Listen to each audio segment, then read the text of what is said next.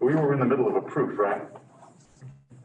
So, let's see now.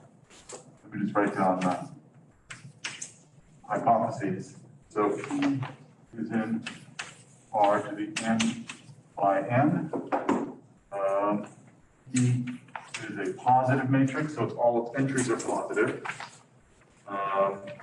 So 1 has a dominant eigenvalue, so lambda of P is greater than 0, right?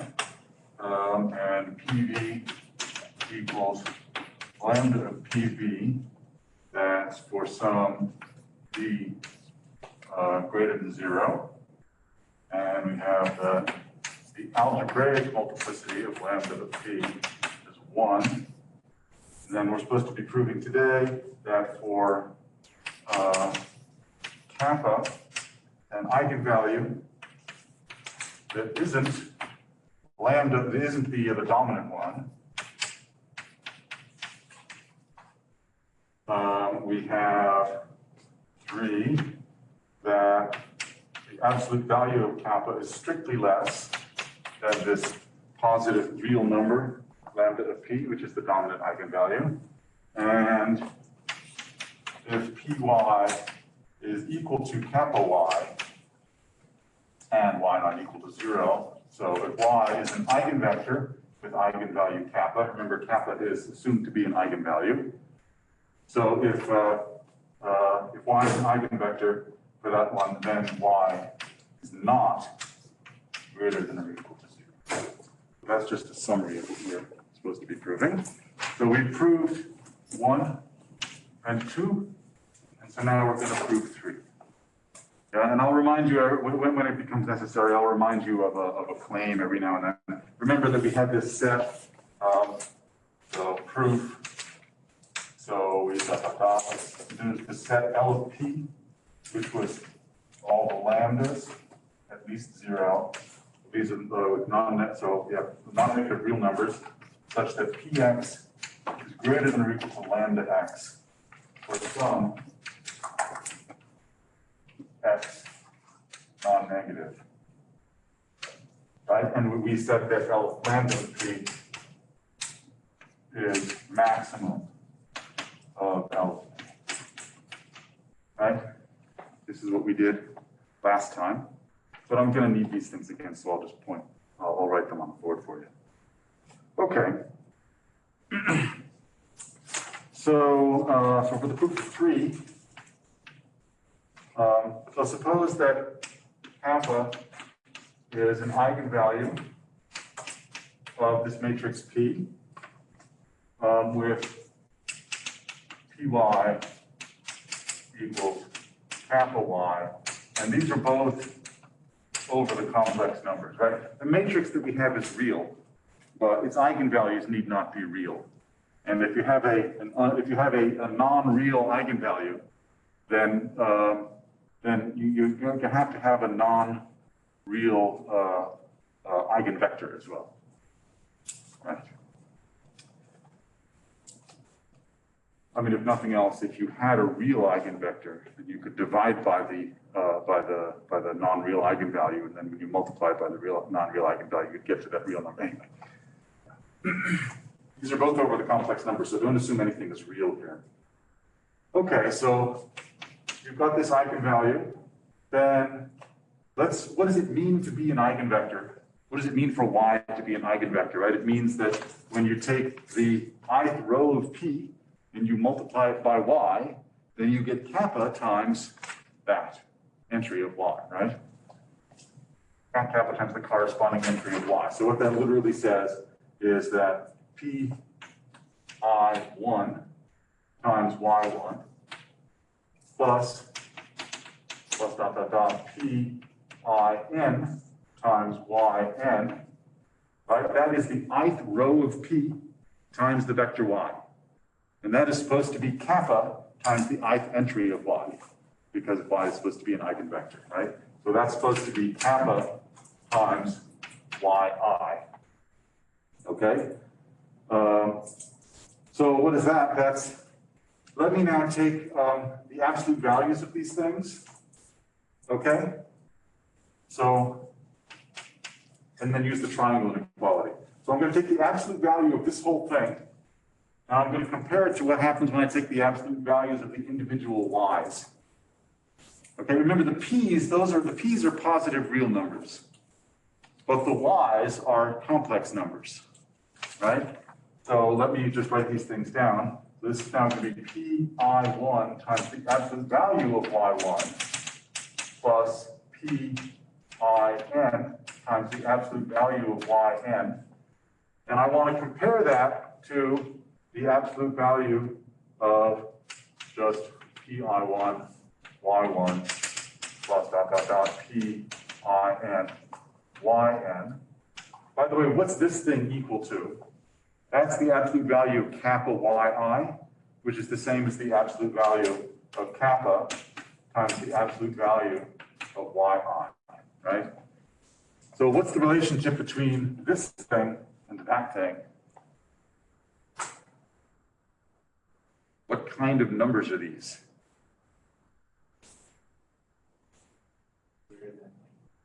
Yeah, greater than or equal to, which way? This way. Yeah, why is that? Because p is greater than 0. Yes, okay, so and the triangle inequality that I was looking for, right? So the p's being greater than 0 means that I don't have to put the absolute value on the p's, right? Because they're already positive real numbers. There's nothing doing there.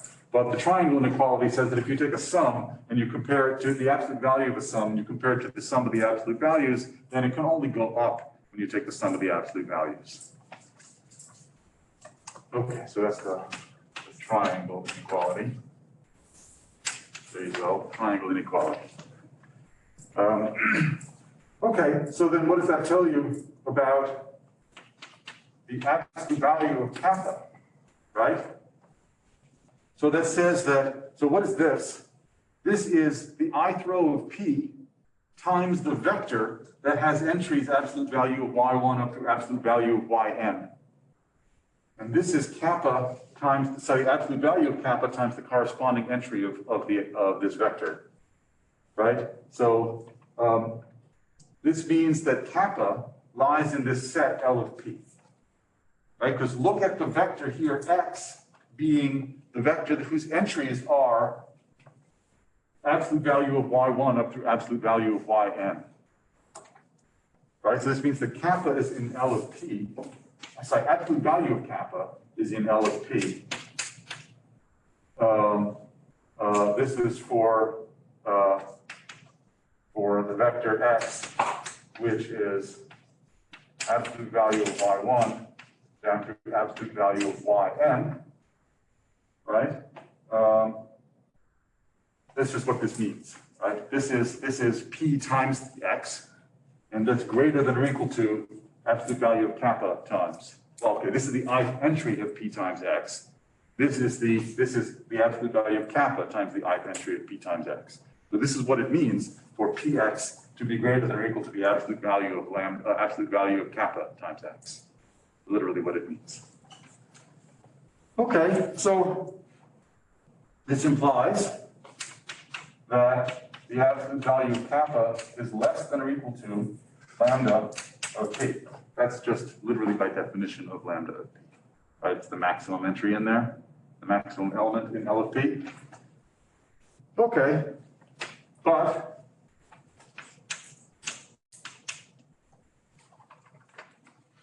so what happens if kappa is, or the absolute value of kappa is actually equal to lambda of p? Then what happens? Then I claim that x, that's this vector over here, I can't call this the absolute value of y. I mean, I guess I could, but that would get confusing because it's not the length of y. It's this vector whose entries are the absolute values of the entries of y. I claim that that means that x lies in the eigenspace of lambda of p. That means it's an eigenvector for lambda of p. Why is that? There was this claim that we had last time that I won't repeat, so I won't write down again, but what it says is that if p times something is greater than or equal to lambda of p times something, if p times something is greater than or equal to lambda of p times something, then the something is actually an eigenvector with eigenvalue lambda of p. Right? This is the condition that we have. So if kappa is if the absolute value of kappa is equal to lambda of p, then this inequality has to be an equality by that claim. That's what we proved last time. And it's because of the maximality here. That's what's going on, right? Right, yeah, it's by that maximality. Okay, so that's by the claim. I'm looking at the wrong side. That's the problem. And that implies that we have that what the x is equal to alpha v. Remember v, where is it? There's v, right? V is a positive eigenvector with eigenvalue lambda of p, right? And we've just concluded that in fact x is equal to alpha times v. Okay, remember x is this vector with absolute value of y's in it, and we now know that it's a scalar multiple of the eigenvector that we chose, the positive eigenvector with eigenvalue lambda of p. Okay, and we have equality in, so here's our double star. Oh, yeah, I call that double star. I called it double star because I think earlier in the proof I did something with a star. I can't find out where, I can't figure out where I did that, but it doesn't matter. Double star is a perfectly good name for that inequality, right? Yeah, so the point is that this thing is equality when absolute value of kappa is equal to lambda of p, right? So when absolute value of kappa is the dominant eigenvalue, then we get equality there. And that implies things. So what's going on here? Remember, the y's are complex numbers, yeah? And the absolute value of the y's, those are real numbers. So what happens when the absolute value of this sum of complex numbers is equal to the sum of the absolute values of those complex numbers? What can you tell me about these complex numbers, pi1, y1 up through pi and yn? Right, so you've got this kind of picture where you have a bunch of complex. So let's say that the pi1, y1, p1. So let's say they look like this. So you've got this, that, right? That's the pi1, y1 up through pi and yn. And I'm adding those things together and I'm getting this guy over here. And then what I'm doing is I'm comparing it to the. So now I'm taking the sum of the lengths of these guys. So I'm taking the length of this, right? That's this one over here. And I'm comparing it to the sum of the lengths over here. So what happens when the length of this guy is equal to the sum of the lengths of these? What does that imply? They're all collinear at this point. It implies that this one is parallel to this one, to all of those. Right, so here they mean lengths and here they mean parallel. Right, it means that these things all lie on a line. So it means that y1 through yn, they all lie along a ray. Right, there's the ray that they lie along. And the ray is their sum. Right? Or it's along any of it. It means they're all parallel. Okay, and that's in C. So remember, these things are complex numbers. So the fact that I drew this as a two-dimensional picture, that's not an accident, right? This is the complex numbers that's going on here. This is not supposed to be an n-dimensional picture. This is, I mean, this works in n dimensions, but the picture in this case literally is C. It's a two-dimensional picture. Okay, so they lie along a ray. What that means is that yi is equal to omega times the absolute value of yi. And notice that the omega does not have an index on it. It's going to be the same omega for all I. And that's for some omega in, now I can just write U1, since we all know what U1 means now. This is the unit complex numbers. So this is just telling you what angle to put it at, right? It says that all of these yi's are just absolute value of yi. That's going to be some real line segment, and then you have to tilt it by some angle. And the angle is always the same. That's what this is saying.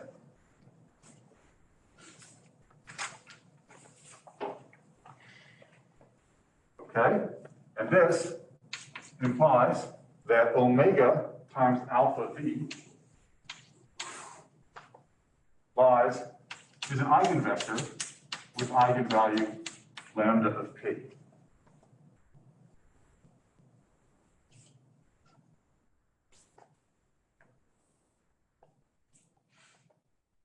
That be omega inverse.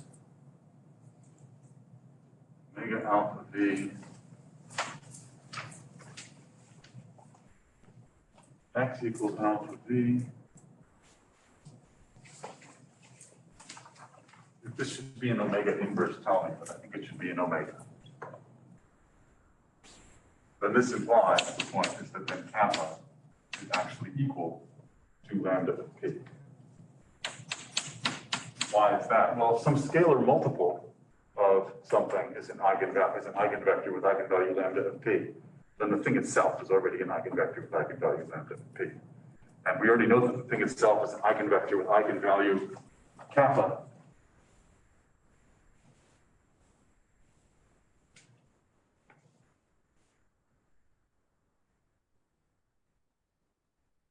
Right.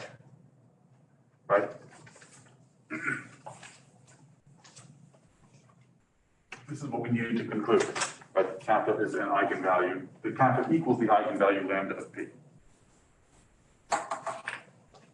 So what we started off is just saying that that when you take the absolute values, you get the absolute value of kappa being equal to lambda of p. And from that, we conclude that kappa itself actually equals lambda of p. And that's because all these y's have to lie along the way. Does that show contradiction? Say it again? Are you trying to show contradiction? Yes, so what I showed was that if kappa, so the point is that this says for kappa and lambda of p take away, this says if you have an eigenvalue that isn't the dominant one, then its absolute value has to be less than lambda of p. What we actually showed was that if the absolute value equals lambda of p, then the eigenvalue was the dominant one. Yeah, so we showed the contrapositive. We could have said, assume that kappa equals lambda of p. Sorry, we could have sort of done some proof by contradiction and said, assume that kappa is not equal to lambda of p, but then assume that this thing equals lambda of p, and then arrived at a but that just adds a sentence at the beginning and a sentence at the end. Just prove the contrapositive, and it's 2 lines short. Okay, so now we need to show that if we have an eigenvector, then the eigenvector does for kappa, then it does not have all non-negative entries. It has to have at least one positive and one negative entry. So why did we have to show that for number 3? Like if kappa isn't the maximal entry of a set of positive numbers, then wouldn't it be the case that the absolute value is less, or is kappa not guaranteed to be positive? So let's see, kappa itself is a complex number. Oh, okay. Right, yeah, kappa itself is just it's an eigenvalue of p, and the eigenvalues of p, they could be real, but they could be complex, and we just have no a priori control over that. So we needed to first argue with the absolute value of kappa. That's what this whole thing was. And then you reduce the fact that once you know that all of these y's have to lie along a line, then it makes it easy enough to conclude things about kappa itself. Because then there's only one angle that happens. Okay. 4. So what are we supposed to prove? We're supposed to prove that an eigenvector with eigenvalue kappa can't be non-negative. Okay, I like this argument. This argument is sort of cleaner than the last one. So P is bigger than 0, right? That's part of our hypothesis that P is bigger than 0. All of its entries are positive. And I claim the same is true of P transpose. I hope this at least is clear. The entries are still the same, they've just been rearranged. Okay, that implies that there is some phi greater than 0, and it's an eigenvalue, sorry, it's an eigenvector with eigenvalue, the dominant eigenvalue of P transpose. We've already proved that, right? That's part of 1. In fact, we know that the algebraic multiplicity of that is also 1, so we can use that, right? This is true for P transpose. Okay. Now, note that y is not greater than or equal to 0 if the inner product of phi and y is 0.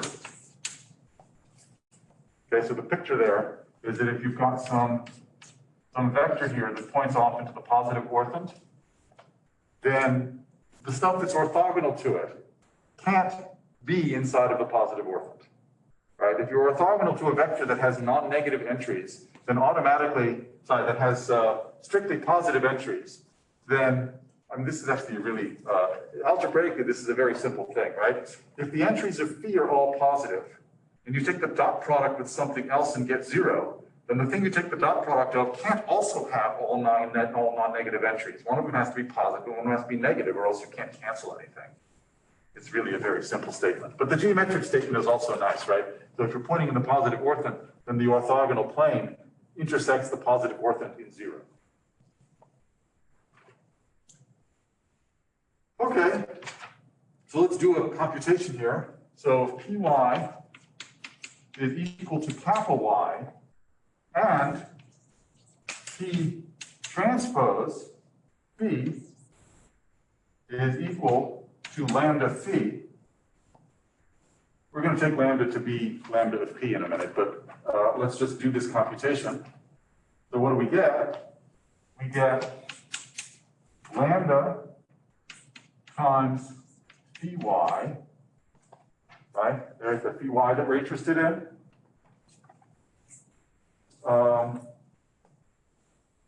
Is equal to, well, this is an inner product, so this is going to be lambda phi paired with y, which is going to be, that's going to be P transpose phi paired with y, right? That's P transpose phi is lambda phi. So now we can move the P transpose over to the other side, which is going to be phi Py, which is going to be kappa y on the right-hand side. So I'm just going to pull the kappa out and make this into phi y. So I skipped the step where I write Py equals kappa y because I didn't have enough room to do it. I hope you forgive me for that. Okay. Should it be kappa conjugated? No, these are real. Why is kappa real?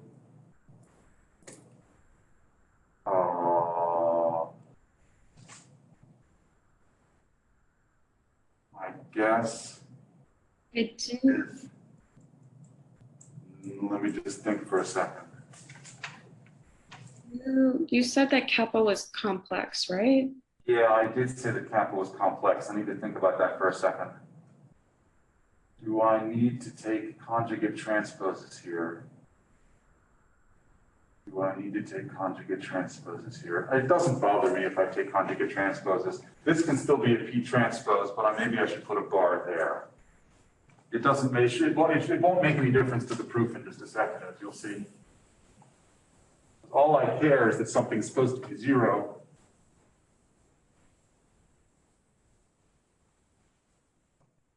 And 0 bar is 0. So the point is that lambda phi is equal to kappa bar phi.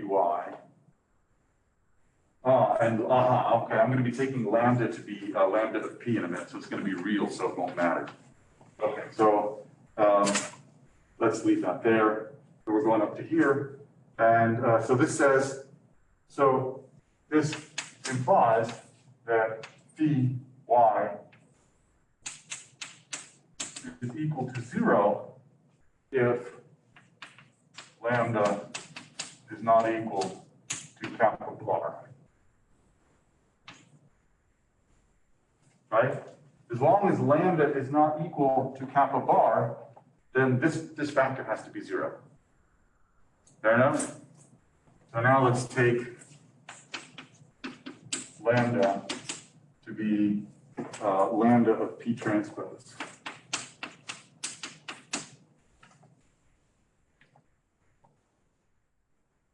Right? So what this means is that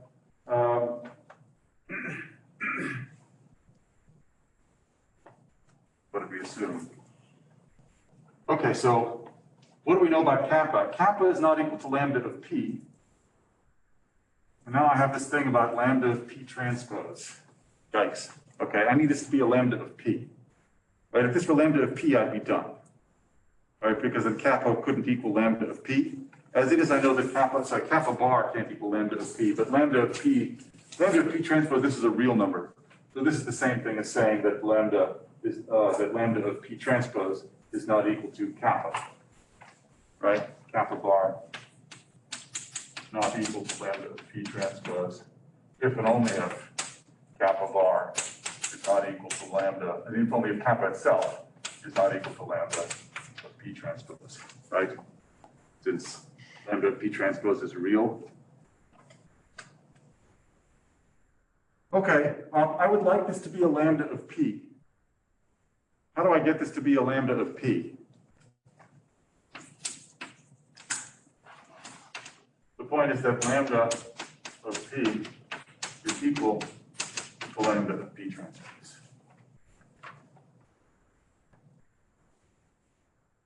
Why is that?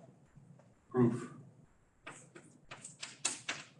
Proof is just that if I take P minus lambda I and then take the transpose, that's the same thing as P transpose minus lambda I.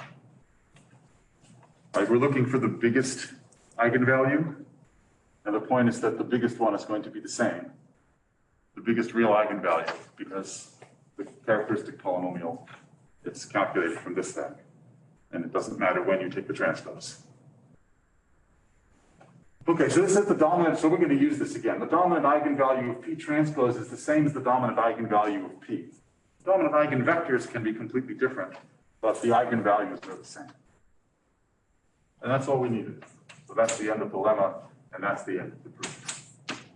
Which I suppose I should write equal to lambda of P. And that's the end.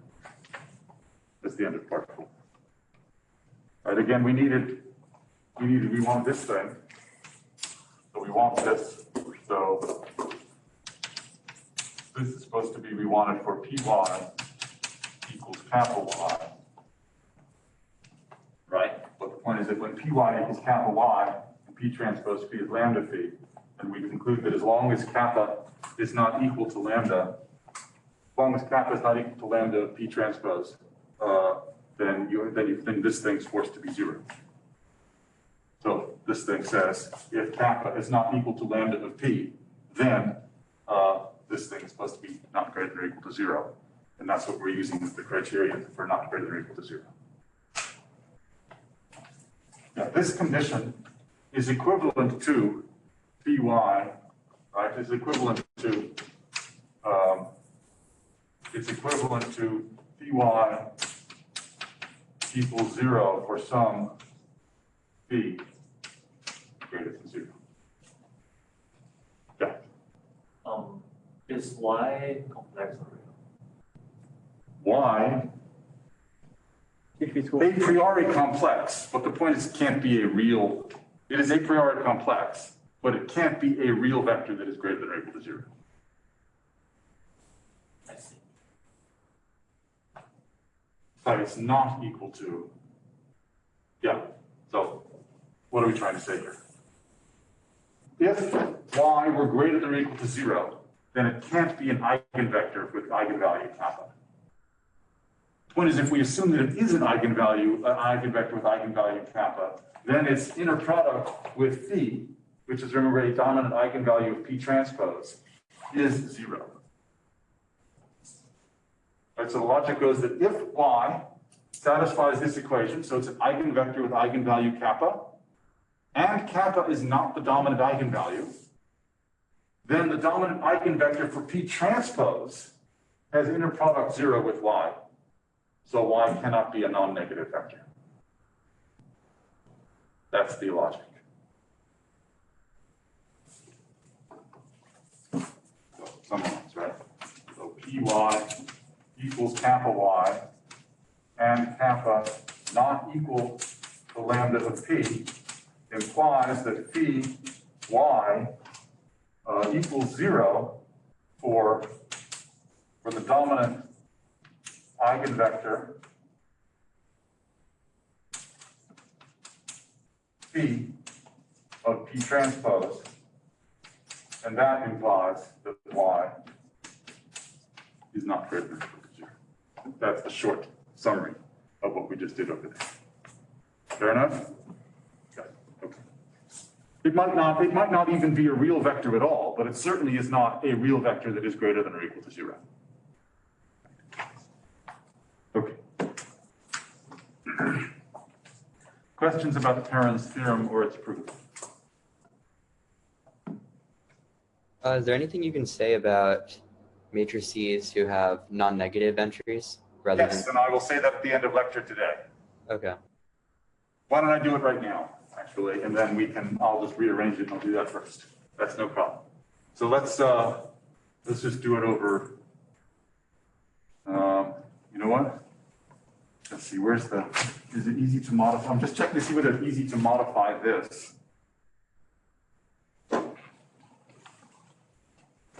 Okay. So let's I could call it P, but I don't want to call it P because I don't want you to get confused in your sort of mental sorting. I want you to think of M as being different from P because I want it to be greater than or equal to 0 instead of greater than 0. Okay? So let's see now. So we've done now those, but we'll have to change things now. Let's see. So lambda of M. Okay, so I need to state the whole thing. There exists lambda of M, an eigenvalue of M with the following. So first of all, this eigenvalue is greater than or equal to 0. Right now, I can't prevent it from being equal to 0, right? And on my matrix M, all it has is non-negative entries. It could be the 0 matrix. So I have to allow that the eigenvalue could actually be 0. Okay. And we have that M, let's see now. So this could be greater than or equal to 0. Why don't I, well, yeah. I kind of want to do this in another color so that you can see what I'm changing. Greater than or equal to, greater than or equal to, the M's.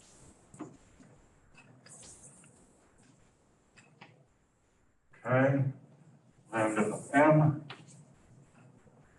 This is going to be the spectrum of M, and that's greater than or equal to 0, like that. Okay, now let's see. And this is going to be 0 not equal to, oops, red. So I have to specify that it's not the 0 vector. See, in the case where I'm dealing with positive matrices, when V was greater than 0, that automatically means it's non-zero. V is greater than 0. But here I have to say that it's not the 0 vector. So it's got an actual eigenvector there. And this should be an M. Like that. Okay, by the way, what's another way to say 0 is not equal to V is greater than or equal to 0? There is a cheaper way to say that, which is that V succeeds 0. Right? That was a notation that we didn't use, but I told you about. It means it's greater than or equal to 0, but it's not actually equal to 0. It's different from it being strictly greater than 0. strictly greater than 0 means that all the entries are positive. What this means is that all the entries are non-negative and at least one of them is strictly positive. Okay, this one's just not true. It's just false. Right? I mean, if for instance, M is the 0 matrix, then the eigenvalue 0 appears with multiplicity n. Yeah, so that's clearly just not true in this case. Okay. So let's see now. So this one says, okay, suppose that we have kappa, that's another, I suppose I should have actually erased that. What did that say before? This said take away lambda of p. So that we have to cross out. So now suppose that you have any eigenvalue of m, then this one says, that all the eigenvalues that aren't the dominant one have absolute value less than this one. That's not true anymore. And so what happens here is that what we have is that if this thing is equal to that, then it implies, so this I should say m. Then what you have is that kappa is equal to e to the 2 pi I k over m, and that's going to be for some here k and m are positive integers, and m is less than for some positive integers k and m, and with m less than or equal to n. So, Is it 2 pi I times lambda n? oh, I'm sorry, 2 pi I times, I didn't finish it, times lambda of m. I'm sorry, yes, thank you. What does this mean, e to the 2 pi I k over m? Those of you who haven't spent too much time with complex numbers might be looking at that going, what? What is that in terms of where it sits in the complex numbers? It's just a root. This is a root of unity. And what kind of root of unity? What do these conditions mean?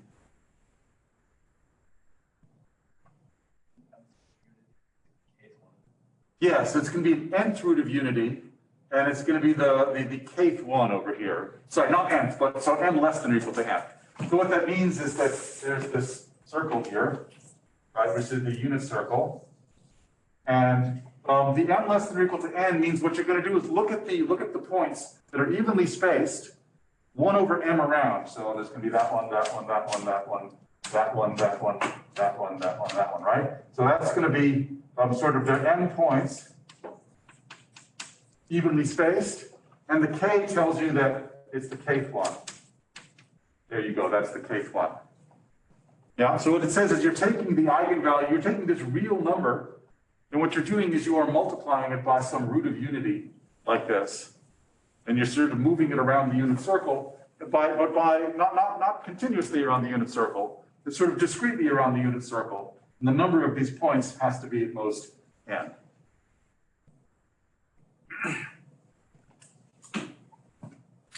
Okay, so no longer can you say that it's unique, right? It used to be that the dominant eigenvalue was the unique one.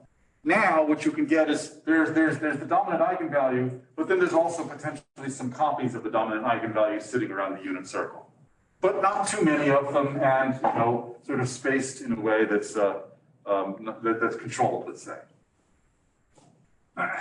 Okay, and what's the last little bit?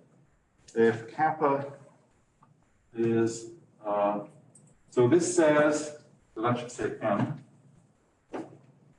Right, so my is kappa y, and y is not equal to 0. What's that saying? That's saying that y is an eigenvector. Right? With eigenvalue kappa. So what does that imply? That implies that that kappa is, oh, I'm sorry, that's another sort of another copy of this. So there's no statement like this. This one is just, that's not what we're going to say. We're going to make a claim about this thing, and it's going to be that the absolute value of kappa is less than or equal to the dominant eigenvalue. And that's what we can say. So number 4 essentially went away. This is really 3 prime now. This is really 3 prime, right? There's 2 points. Either the absolute value can equal the dominant eigenvalue, or it can be less than the dominant eigenvalue. That's the other choice, right? And there just is no number 4 about it being a positive eigenvector and so on and so forth because of this because of these other eigenvalues.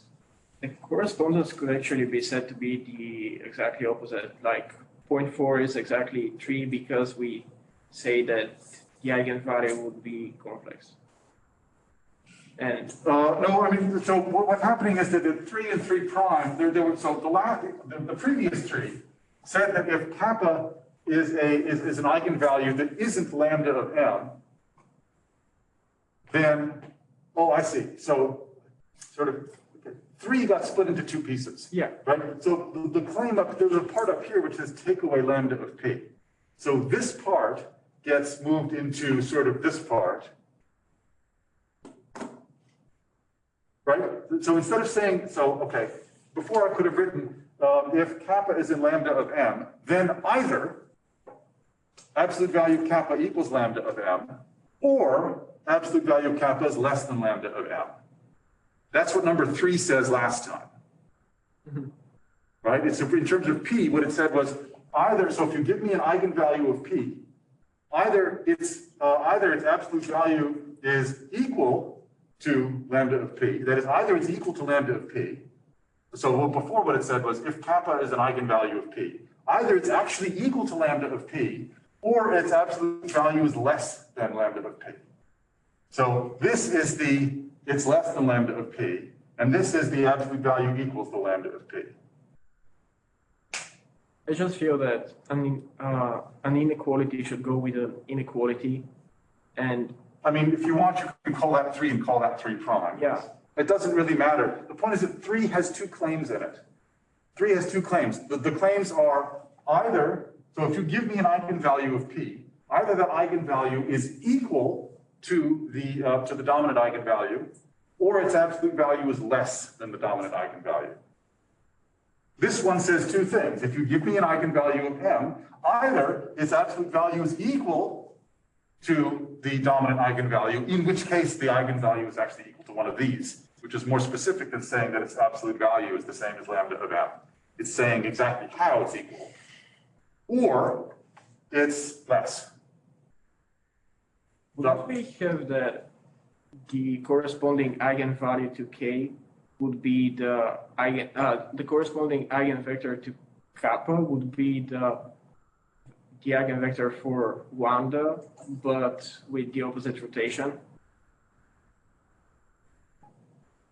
That is not clear to me. It might be that that's the Could case. we just cancel this way the complex constants up front? I mean, eigenvectors don't exactly work that way, but the fact is that the problem is it may be that, so since the problem, I want to say that something is symmetric under rotation. That's not obvious to me that you can do it that way, right? Because when you, I mean, an eigenvector is something that gets multiplied by the constant. It's not like the constants cancel when you move one this way and one that way.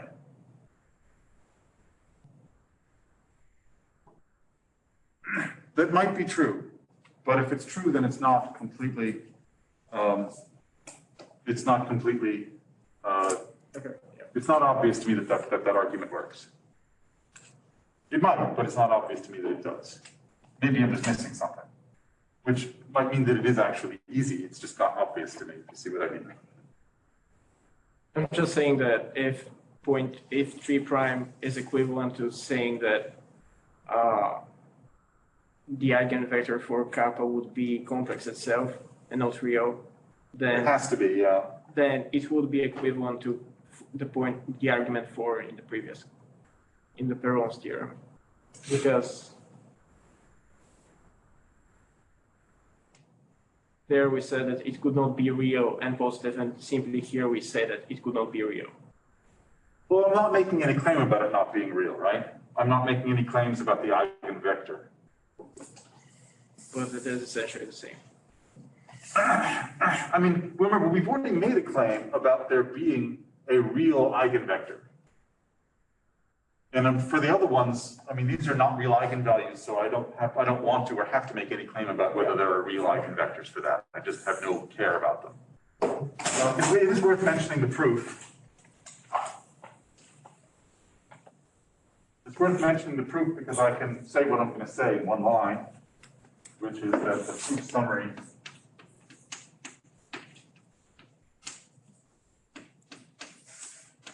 is that M is the limit of P. And that's it. All right, so express your matrix M as a limit of positive ones, and then use the continuity of eigenvalues. That gets you most of it. This part is a little bit harder to say exactly what the eigenvalues are, but the rest of it really does follow pretty easily from this kind of argument. Okay, let's see. Maybe we should say something about stochastic matrices. Well, I promised that we would say something about Markov chains, so let's do that now. So if you're given a matrix A, and that's n by n, and by the way, this is not a boldface F, so this has nothing to do with the real or complex numbers. This is just an interpretation of what a matrix is. So, and in fact, there's nothing even really important about this being a field. This can be any set. Okay? F can be any set. And so this A corresponds to a labeled directed graph, or network, if you're used to seeing networks instead of graphs. That's what graph means. It means network. It means a bunch of vertices and a bunch of edges. I'll draw a picture in a second, which will make it clear. So what does this mean, this matrix A? It says that EJ gets mapped to the sum from I equals 1 to n of A, IJ, EJ. Ooh.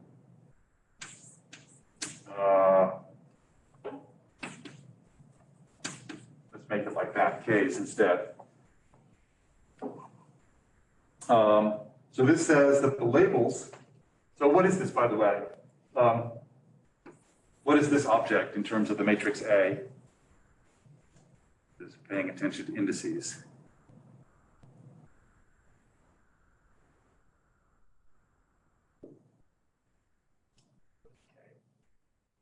Oh, I'm sorry. Oh, that is supposed to say J. Ah, good, that's better. It's the sum over I equals, okay, I wrote the wrong thing. That's better, good. Now what is it? Before it was a thing that I hadn't defined. Now what is it? It's the sum from I equals 1 to n of A, IJ. So the thing that's varying is the I. The thing that's fixed is the J. So what's happening is you've got your, this is the, let's see now, if I goes from 1 to n, that means you're going down the matrix. J is fixed, so you're staying in column J. So this is column J of your matrix A, right? This is the standard interpretation of what a matrix does, is it takes the jth standard basis vector to the jth column of A. Yeah? Okay, so this says that the labels A, 1J, up through A, NJ, those are on the edges. Let's say exiting the vertex J. So the picture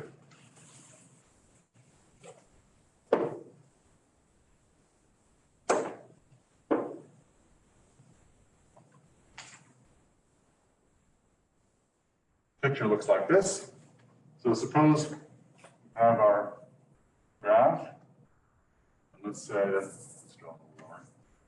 All right, so there's our vertex 1, here's our vertex 2, here's our vertex 3, here's our vertex 4.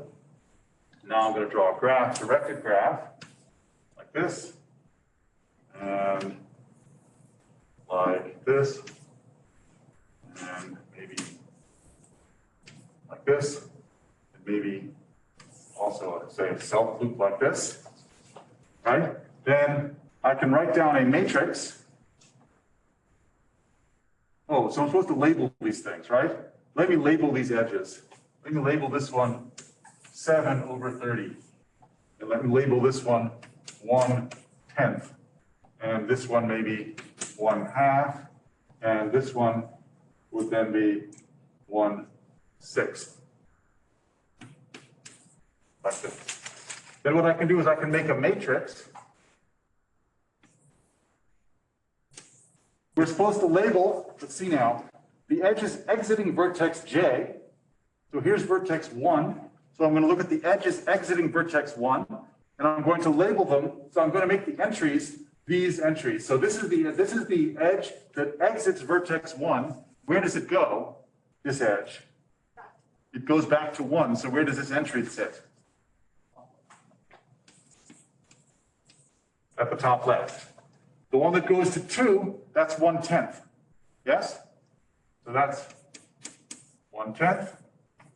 The one that goes to 3, that's 1/6. And the one that goes to 4 is 1/2. Fair enough? Okay, what would happen if I had done, let's say,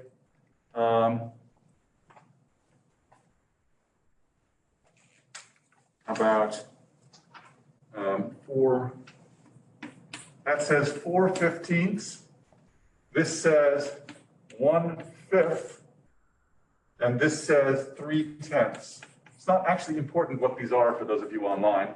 This entry, where should it be in this graph? So the graph isn't complete yet. What edge should I draw in for this? From 2 to 1.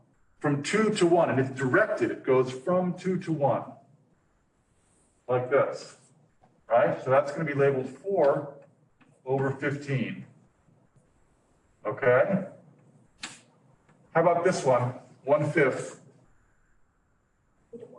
It goes from 3 back to 1. I know I said 3 back to 1, but it's very hard to draw upward with chalk without making a horrible noise. So I had to draw it that way. And this is, what did I say, 1/5?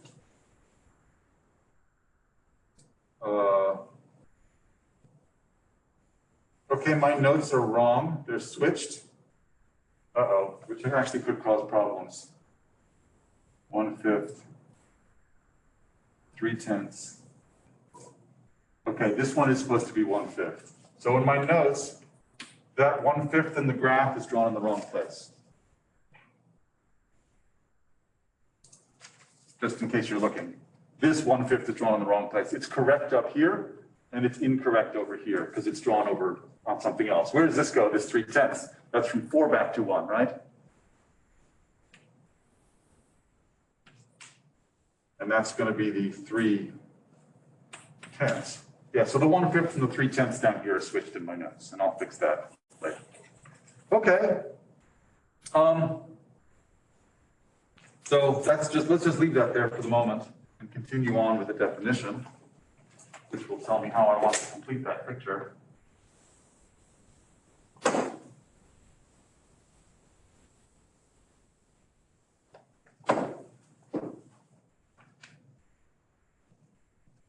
So definition, P is stochastic, so this is a positive P. If all the column sums equal 1. Okay, that's the same thing as saying that 1P is equal to 1, right? That's where 1 is this vector of all 1s. Okay, so that means that the edge labels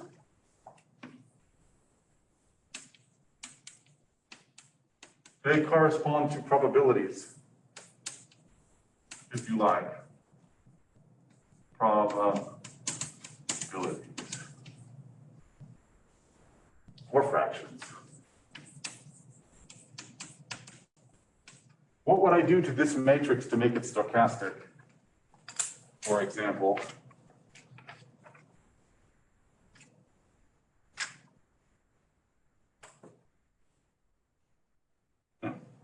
could have sworn I had another piece of red chalk sitting.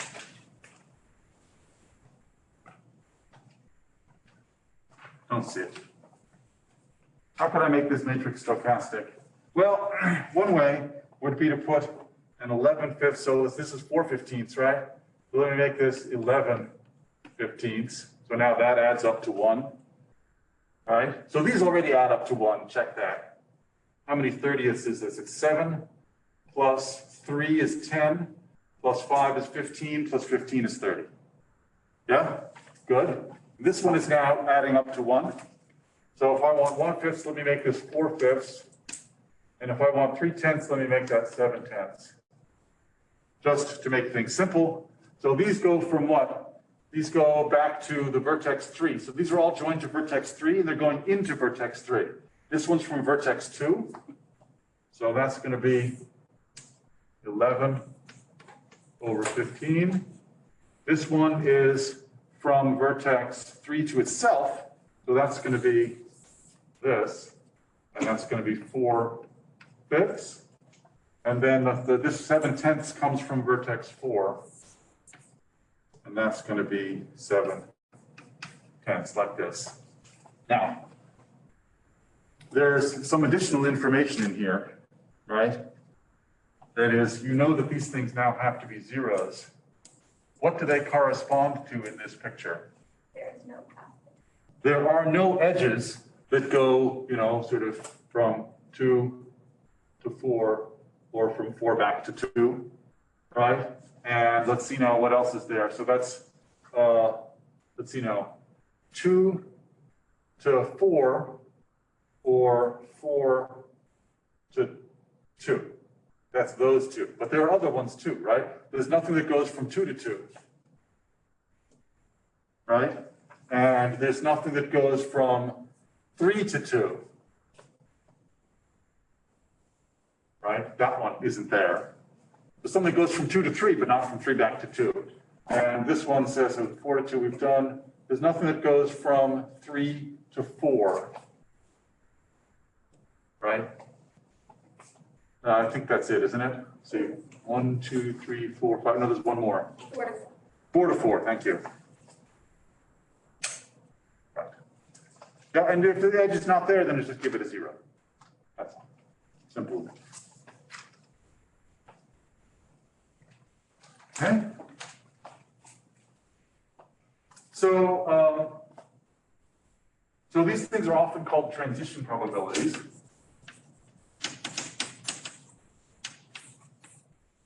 And so the point is, the question is, how much stuff? So, right, so there's how much stuff, I guess of the stuff at J goes to I, or you could ask the question, what's the probability, the chance of a single thing at J going to I? Yeah? So if you're standing here, then you can think that you've got a whole bunch of stuff. And whatever stuff is there, 4/15 of it is, 1/10 of it is going to 2, 1/6 of it is going to 3, 1/2 of it is going to 4, and the other 7/30 of it is remaining at 1. Or you can think that you've got a single token, and you're going to place it there, you're going to be like, okay, let me press my button. The token at 1 has a 1/10 chance of going to 2, a 1/6 chance of going to 3, a 1/2 chance of going to 4, and a 7/30 chance of staying at 1. Okay? So now what happens if you so these are really the same thing, right? These are the same thing in the sense that, okay, it's a chance of a single thing at J going to I. But what if I did this a million times? Then what I'd really be doing is I'd be saying, place a million tokens at 1 and see how many of them went to 2, how many of them went to 3, how many of them went to 4, how many of them stayed at 1. You do the same thing for all of the spots there. So how much stuff and what's the chance of a single item going, those are really the same thing. It's just that the stuff is you do a whole bunch of trials of the one thing. You could think of it either fruitfully either way. So the point is that if you have a vector x1 down through xn, then this corresponds to where the tokens are placed. So the tokens in your trials, right? So if you started with the token somewhere and then see where it went, then if you had x1 trials where it started at 1, so x2 trials where it started at 2, x3 trials where it started at 3, and so on, then when you then run your simulation exactly once, those tokens all get moved around according to this rule. And so it changes now where all the tokens are. So you have a whole bunch of tokens, so you can think of it, instead of as tokens in your trials, you can think about it as just where the stuff is. So if you have a bunch of stuff, so you have x1 items at 1, x2 items at 2, x3 items at 3, x4 items at 4, you click your button, everything moves once, and now you see where all your items are. The point is then to do that again, and again, again, and again, and see what happens. Right? This is kind of a game.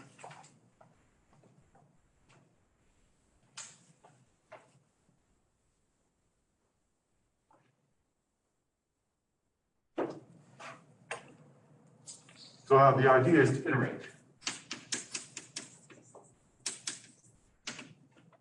And what you do is you get x, and then you go to px, and then it goes to px. So this stuff, you can think of this as a Markov chain, which says that you have some state on this network, and then what you do is you update the state of the network by this rule. And what makes it a Markov chain is that the next state only depends on the current state. It doesn't depend on what happened a while ago. It only is, where's the stuff now? That determines where's the stuff next. And I won't say more about that now because there's going to be 2 projects at least to deal with Markov chains. So I'll leave that as it is. This is equivalent to basically having a finite Markov chain. So yeah, so we'll see definitions and more examples of this in the presentations at the end of the semester. But for instance, e.g., what's called PageRank. This was the paper that started off Google. It's the algorithm on which Google was initially based. So the idea is you have some, these things are all web pages, right? And what these tell you is, so you you initialize that every web page gets the same amount of stuff at the beginning, which is very little. And what you do is you say, each web page distributes its stuff to the neighbors to which it's connected. And how are web pages connected? They're connected by links. And so what you end up doing is then you take this network, which is the internet, and then you iterate, right? You start off with your stuff evenly distributed over the internet, and then you start iterating and see which web pages end up having a lot of tokens on them. The web pages that have a lot of tokens are the ones that you rank first, because those are the popular ones, right? So if a lot of things link to Google, then Google ends up being ranked very high. Of course, does Google list itself? I don't think it does. If you go to Google and you search for search engine, what comes up? Yeah, you can try this. I've never tried that before. Anyway, so the popular websites are the ones to which lots of things link, right? You get popular things linked to you, not the other way around. Okay, and I'll leave that because I think people are going to talk about this, and somebody's going to talk about this in a presentation. I don't remember who it is. No, Google doesn't come up. It doesn't come up, okay. Just curious. I wonder if you do that in like DuckDuckGo or something, then it happens. What'd you say? DuckDuckGo lists. DuckDuckGo does list itself? Interesting. Very interesting. Okay. So the theorem about these is that if P is stochastic,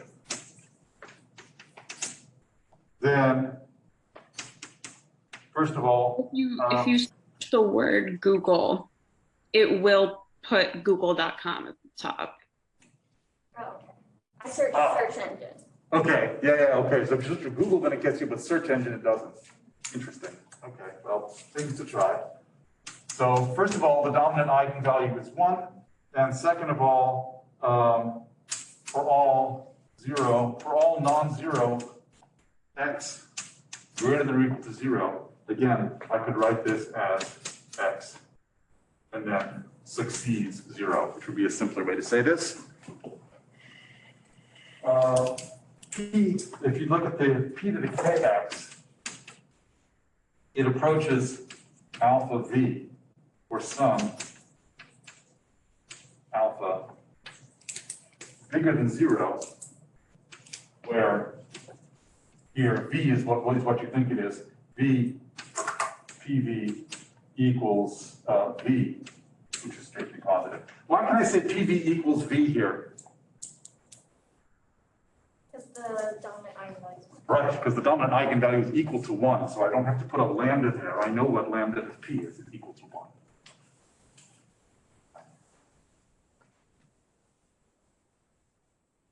1. So this is just a basic statement about the dynamics of Markov chains on finite graphs like this. Yeah. Does that imply there's only one fixed point?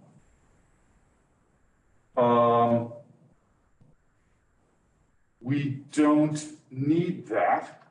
That's actually implied by Perron's theorem. Because Perron's theorem tells you that the algebraic multiplicity of this is 1. Yeah. Yeah.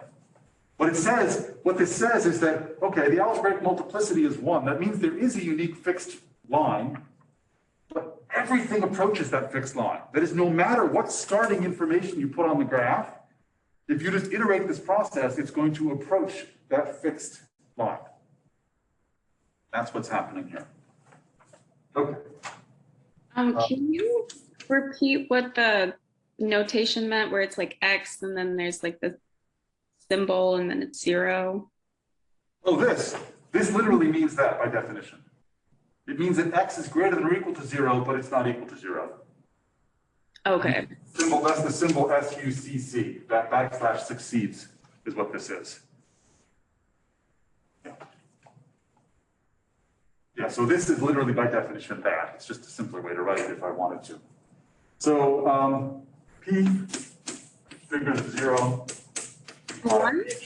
Why is it different from X is greater than 0? Because X is greater than 0 would say that all of the entries of X are strictly positive. This one says that at least one of them is strictly positive, but all of them are non-negative. Okay. Yeah, yeah, greater than or equal to, yeah, I'll leave it at that. Okay, this implies that they have the same eigenvalues. And that's by that lemma that I had at the bottom of this board. No, I had the lemma at some point. I don't remember where it was anymore.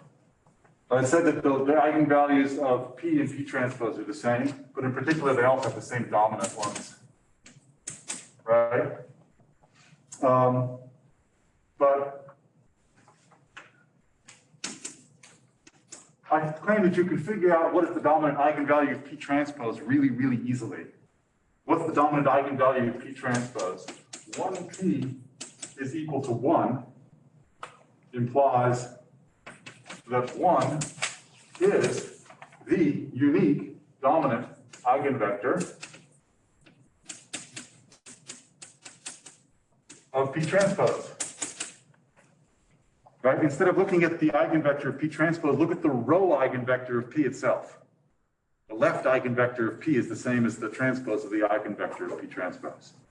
Yeah. So there it is. That tells you that the eigenvalue is 1 and that the eigenvector is 1, 1, 1, 1, 1, 1, 1. Right.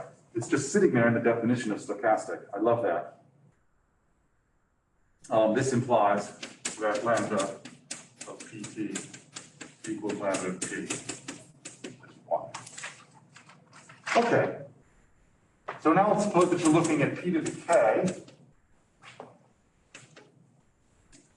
So for P to the K, first, assume that, that P is diagonalizable. So when P is diagonalizable, what does it look like?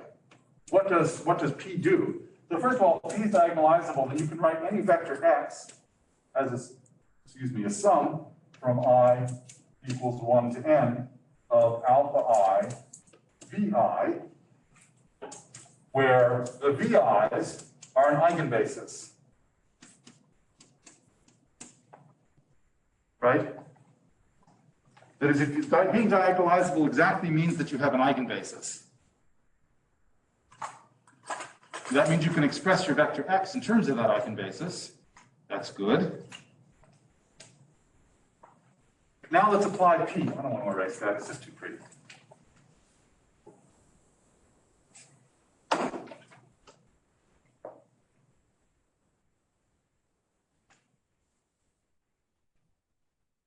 Okay, so what is px?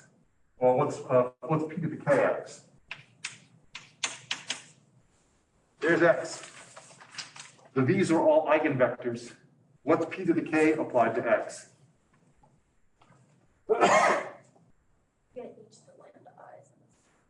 You get each of the lambda i's in the sum to the kth power. That's what I was looking for. So this is going to be alpha I lambda I to the k times vi. Okay, why is that good?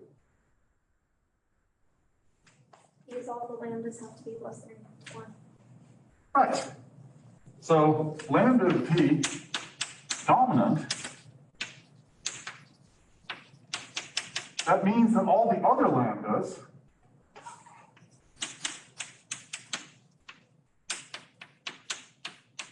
are less than 1. And that implies that all summands go to 0 except for the lambda of p term. Right? Look at these summands. Every one of them has a high power or a kth power of a number, a complex number, but a complex number whose absolute value is strictly less than 1. That means that all of the terms that aren't actually lambda of p itself, which is just 1, of course, all those terms go to 0, and what's left is just the lambda of p term.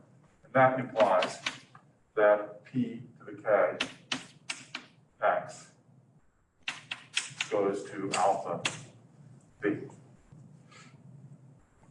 For some alpha, why is alpha greater than 0?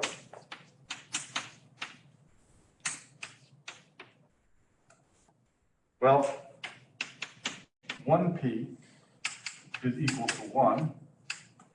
That implies that 1p to the k is still equal to 1. Why is that? Well, if I just take this equation and multiply it by p on the right, I get 1p squared equals 1p, but that equals 1. And then just do that over and over. Right?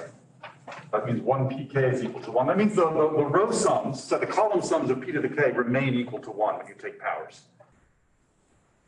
Okay, so that implies, think about that geometrically, by the way, in terms of this graph, right? It says that stuff is moving around, but the way stuff moves around, the amount of stuff that's coming out of any given vertex still sums up to 1, no matter how many times you've played the game. Okay, that means that 1x is equal to 1 p to the k x, and that approaches 1 alpha v, which equals alpha times 1v, and now you can divide. So this implies that 1 p to the k x over 1v is bigger than 0. This approaches the point that approaches alpha. And that's why, that's because 0, so x is greater than equal to, but not actually equal to 0. And that v is bigger than 0. Right, so the top is positive and the bottom is positive. That means this thing's positive, but this thing approaches alpha. So you're done. So p not diagonalizable. That's homework 5. It's explicitly listed as a homework problem. Yeah. Could alpha be 0? Because the limit of the numbers will be.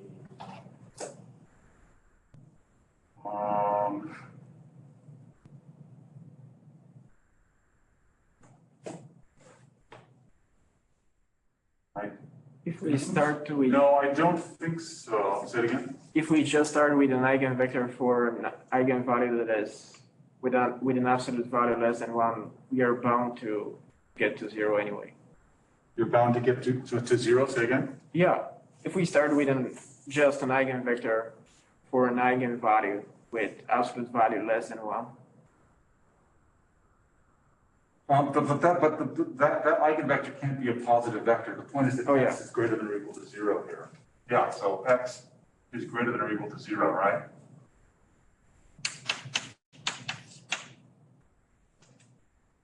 If x is greater than or equal to 0, then p to the kx is strictly positive, and you want to say that it's bounded. There's going to be some size of x that matters here, right? The point is that p to the kx is bounded away from 0. Because the column sums of p or p to the k are all 1, and x is a fixed vector, right? So x is some fixed vector, and the sort of the sum of the absolute values of its entries is bounded below. So there's going to be a certain the size of this vector is going to be bounded below, so it'll be bounded away from 0. Yeah, good question.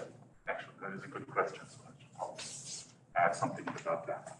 But it's because, yeah, it's exactly because x is greater than or equal to 0. So Ivan's argument, which is a good one, doesn't work. His argument is, well, what if I just took x to be one of the VIs? Well, the point about Perron's theorem is that the VIs can't be greater than or equal to 0. So that can't happen.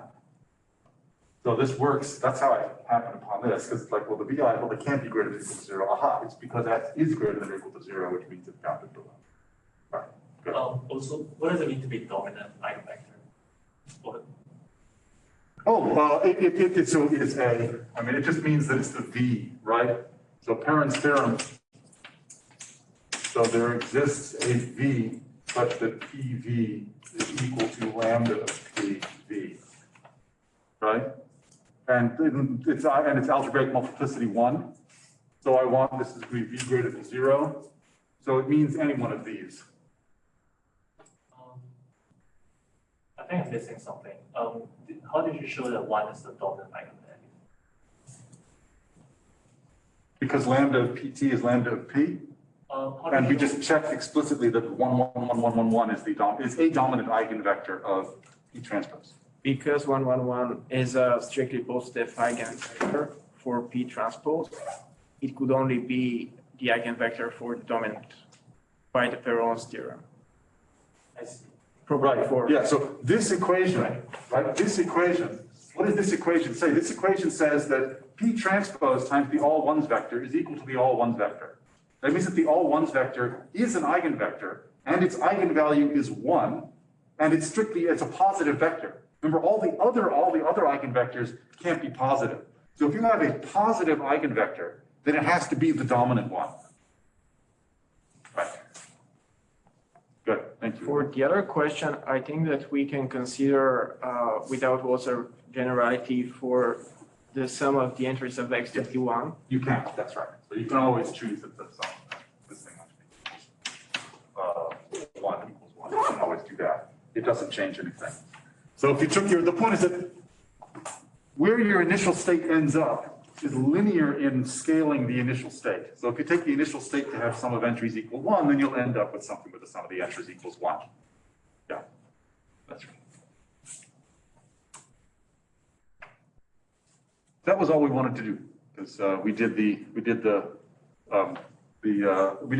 this was called, I didn't say it. So the Frobenius theorem. So when Ben asked his question about what's true when the matrix is greater than or equal to 0, that theorem is called the Frobenius theorem. Hence, this is called Perron-Frobenius theory. So Perron's theorem is when the matrix is strictly positive. Frobenius theorem is the weakening of that to when the matrix is non-negative.